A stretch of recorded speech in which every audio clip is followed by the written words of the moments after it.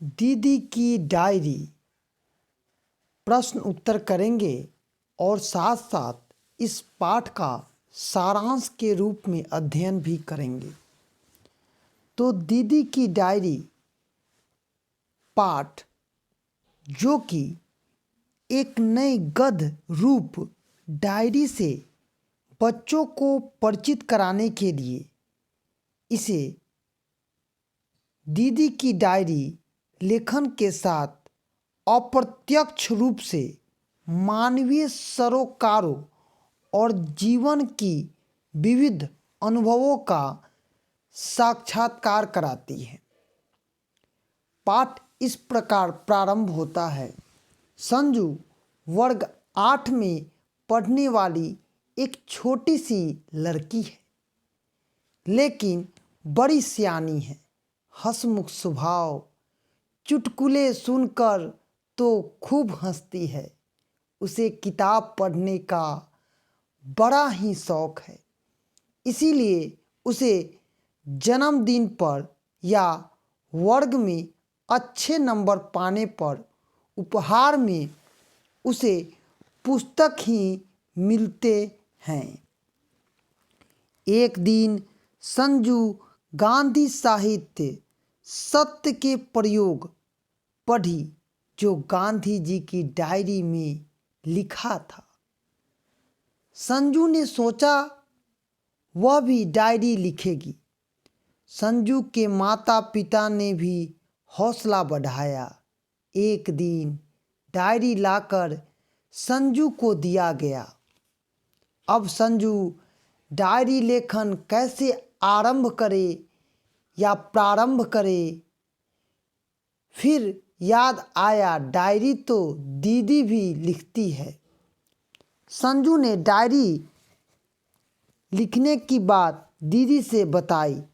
दीदी ने भी हौसला बढ़ाते हुए कहा, डायरी लिखना कोई बड़ी बात नहीं है।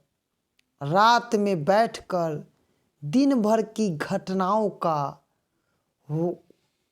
उसी प्रकार से या जिस प्रकार से आपको अध्ययन करना है वैसे वैसे लिख दो, बस प्रतिदिन लिखते रहो।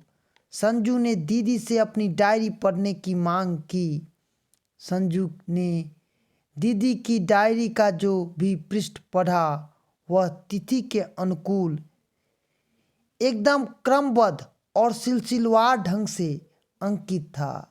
यथार्थ 4 जनवरी 1997 तक उन्होंने उसे लिखा था। आज कुछ अच्छा नहीं लग रहा है, न पढ़ने में मज़ा आ रहा है, न खेलने में। कोई डांट डपट भी नहीं है। कभी कभी सोचती हूँ सब लोग लड़कियों को ही क्यों डांटते हैं। और यह लिखा था जो कि उसके द्वारा यह हर घटनाओं को लिखने की कोशिश की गई थी दीदी की डायरी में। तो आज हम इसका पाठ का सारांश पढ़े हैं। पहला प्रश्न है, संजू कैसी लड़की थी, उसे किस चीज़ का शौक था। उत्तर लिखेंगे, संजू एक छोटी लेकिन बड़ी सियानी और समझदार लड़कियों में से एक थी। हंसमुख स्वभाव वाली यह चुटकुले सुनकर जोर जोर से ठहाके मारकर हंसने वाली थी। उसे किताबें पढ़ने का बड़ा ही शौक था। दूसरा प्रश्न हम लोग देखेंगे, संजू को डायरी लिखने की प्रेरणा किससे मिली।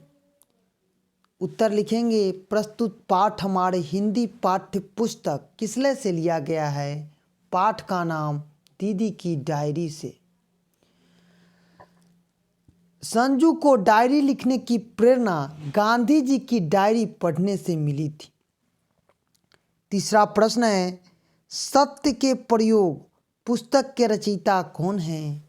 तो सत्य के प्रयोग नामक पुस्तक के रचयिता महात्मा गांधी हैं। आगे है पाठ के आगे।